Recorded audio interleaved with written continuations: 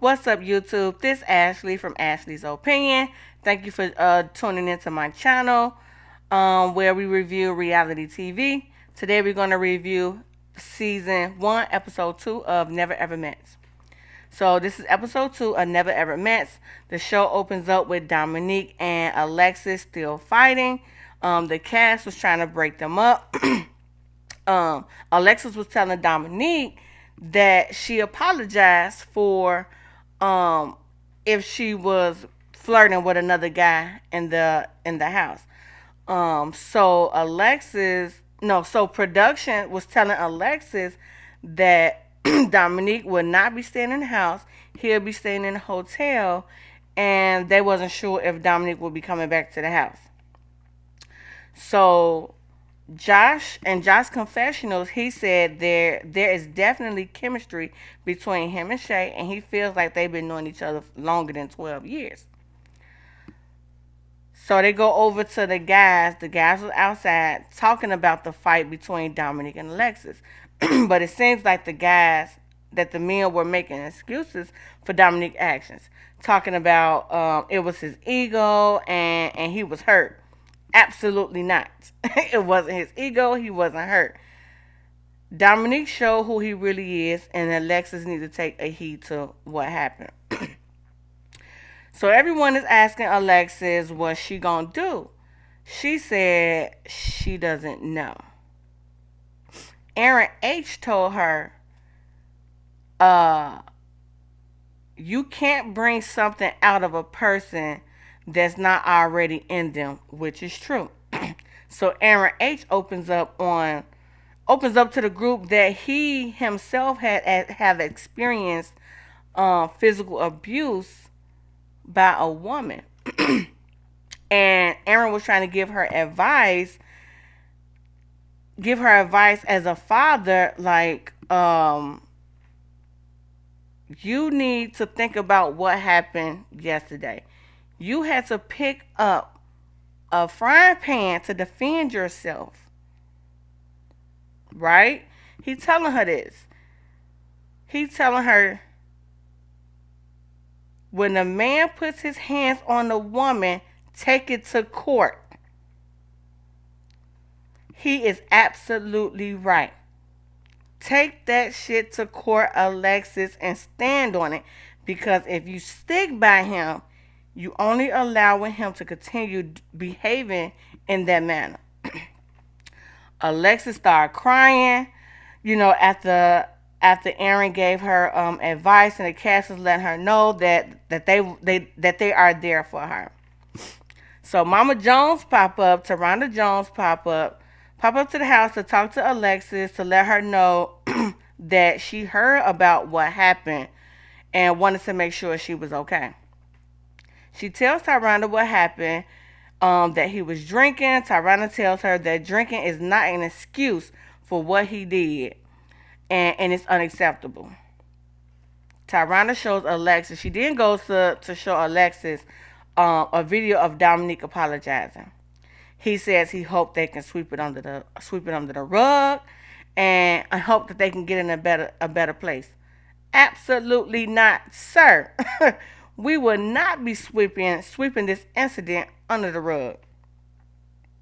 You showed your true colors on day 1, and now you must go. Then he did like a little laugh at the end of his apology, like, was that really sincere? Are you really sorry that happened? Okay. So Taronda tells Alexis, when a person shows you who they are, that's who they really are. You need to believe who they are. That's the person that they actually are. Taronda then begins to tell her that they have a no touching policy. There's no hitting anyone, and unfortunately, both of them have to go. Both of them have to leave the house.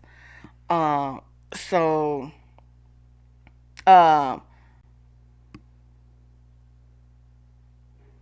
then they pan over to Sienna and Brandon. They on the couch talking about Sienna coming to Florida, taking a trip to Florida. to visit Brandon. Brianna said in her Sienna, I'm sorry, Sienna said in her confessional that when she's falling in love, moving won't be an issue with her. So Alexis come back in the house to let everyone know that she had to leave. She collects their numbers so she can stay in touch. Brandon asked Alexis, do she think her and Dominique will reconnect? She said no. I hope not. Girl, I hope you kick that son of a gun to the curb, because that was a no. Absolutely not. In Alexa's confessional, she said she came to find her love. She seen what she needed, and now she's moving on. I hope so, girl, because Dominique has a problem, and he has a problem that he needs to deal with by himself. He gets in his confessional talking about he's still gonna be meeting girls. He's still gonna be meeting girls online.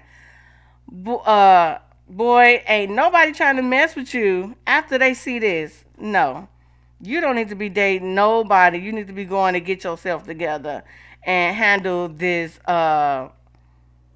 anger and abuse that you got going on. So they pan over to Sienna, Sandia, and Chris.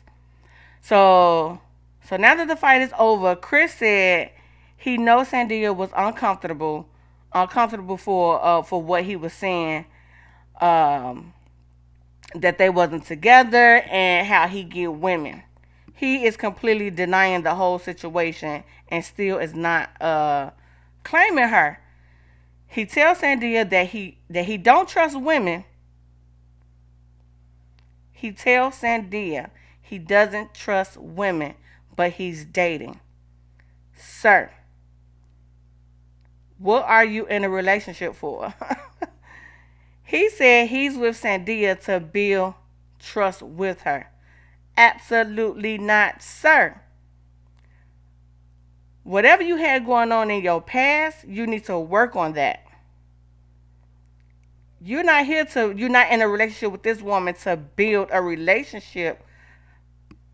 I mean, to build trust in a relationship with a woman. Why are you with the woman? You don't trust women. So you don't need to be with anybody until you heal and be able to trust women. That makes absolutely no sense. So he told Sandia he's not changing. He's not changing who he is. Okay. Red flag number 3, 4, 5, 6. Absolutely not. Sandia says she's gonna fight for her relationship as long as he's not being disrespectful. Ma'am, he's already been disrespectful. He disrespected you in front of the guys. He said we're not in a relationship and I get women. Do you really want to be with this person who claims I get women and y'all have been dating, whether if it's virtually or online? Y'all have been dating. He's clearly not claiming you. Over to Joanna and Aaron J. Aaron J is in the pool. Joanna is in the house doing her nails, talking about she gonna stay in the house where it's warm. Girl, if you don't tell that man you don't want him, she absolutely do not want to be nowhere near this man. Tell this man you don't want to be with him. You got him in the pool by himself. Okay, girl. So with Greg and Millie joins the pool with Aaron J. Greg asks Aaron, where's his woman? He like, she ain't trying to mess up her hair. Sir, she's not trying to be bothered with you. That's what she over there doing. Okay, so with Sandia and Chris was in the kitchen cooking, and she asked him, do he want some sugar? He like, no, I don't like sugar. I'm like, wait, what? Is he talking about a kiss? I really didn't get what was going on there. So they all meet up with Taronda in a group session. She lets them know that they have that they have an intimate suite just in case for them, just in case they want to get busy. They call it the boom boom room. Um, she she asked if they heard of Kama Sutra. They said yes. Joanna said she's a sex coach. Okay, girl. So she calls the couples up and pick a sex position from a card. The game is supposed to be supposed to get you comfortable in an intimate setting with your partner. So they all pick their positions, they act out the positions, and describe how they feel in that position with their partner. So Sandia and Chris went first. Josh and Shay went second. Taronda went through the sex cards with both of them, and they was like, "We already did this." Like, okay, y'all getting it in already. Okay, so Aaron and Joanna went. Aaron J and Joanna went third. They picked a position to where they don't have to look at each other. Aaron J didn't know what was going on. Joanna laying on her belly trying to explain intimacy. Trying to explain that with intimacy, you don't have to look at each other. Like, girl, what? She said it's like an energy thing. What is you talking about, woman? Tyranda like, yeah. How do you feel, Aaron? She asked him how did Aaron feel. He said, he like, my pants is poking. Sir, this woman don't want you. Unpoke your pants. Oh, that was funny. So Millie and Greg, Greg pulled. Oh my goodness, when it was their turn, Millie got down on the ground. Greg pulled her legs like, let's go. Like, dang. Everybody like, wait, hold on. You have to ask her first. So they did their little position, and it looked like they was connecting. So they feel like they was connecting sexually, and they both was comfortable. So Diamond and Aaron H. Uh, turn had came. So Aaron said him and Diamond both don't mind being watched. He said he would suck her toes in public. That's nasty. So Sienna and Brandon turn came. Sienna like, come on, let's do the ship. Tyranda like, oh, so you just gonna tell him what to do? But their vibe is like really off. Sienna said that she was agitated. Brandon said he feels like he was just sitting there watching TV. Yeah, this relationship is not gonna last. In my opinion. Tyranda asked Sienna why did she pick a position that wasn't she wasn't facing her partner. She said it was the quickest. Tyranda tells her that intimacy requires work. You chose not to work, which is true. um, okay, so the sex experience ended. Millie and Greg is discussing how they feel about each other. I mean, how they feel about the Kama Sutra experience. They both feel like they're comfortable and ready to take that next step into sexual intimacy, and as long as it happens organically, which is understandable. Um, Brennan and Sienna is still talking about her going to Florida. She says that she's not a fan of Florida, but they show a video of her saying even though she loves New York, she will move to Florida. Okay, girl, which one? You will move to Florida or you won't? Tell that man which one it is. So Brandon tell, and this is they at this moment they are playing a little pool game. Um, so Brandon tells Sienna that she's flip flops on her answers, and she said it hurts her feelings that he is the second person to tell her that she's inconsistent. I mean, you is or you ain't. Like I want to come to Florida, and now I don't want to come to Florida. That's inconsistent. Um, Brandon then begins to tell her that her being inconsistent might be a problem for him. He tells her she doesn't listen to him and she overtalks him. Sienna out of nowhere calls him a bitch. Then goes to say he's inconsistent because he has kids with multiple people and a failed marriage.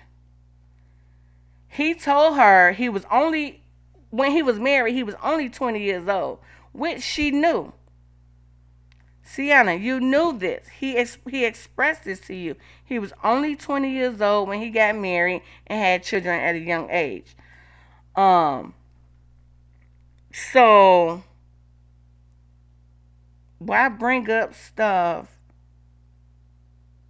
that you knew after he called you out on your shit and expresses how inconsistency from you is a problem for him? But should have Brandon should have asked her those things, asked her these questions in a few months that they've been dating. Asked her when was her last relationship, why her relationships didn't fail. I mean, didn't work.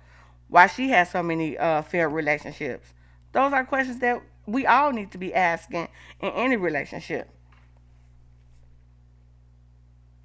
Okay, so they show Brandon and Sienna meeting up with the crew in the kitchen, and Sienna tries to clown him in front of everyone. They all like, wait, he was only he was only 20 years old. Everyone has failed relationships. You have failed relationships. I have failed relationships. He's older now, so now maybe he knows what he needs to do to make a successful relationship with a woman. Okay, so Greg and Millie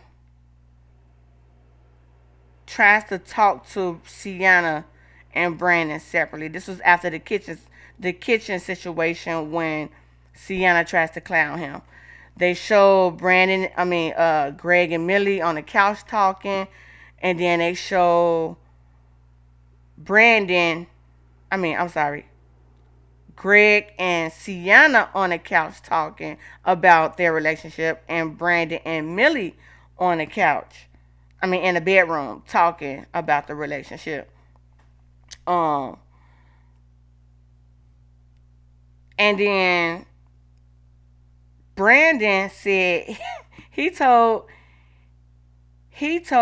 Brandon, no, Brandon told Greg that he doesn't want to go to the boom boom room now. Like, I don't blame him. Like, you just called me a bitch out of nowhere and you know my situation.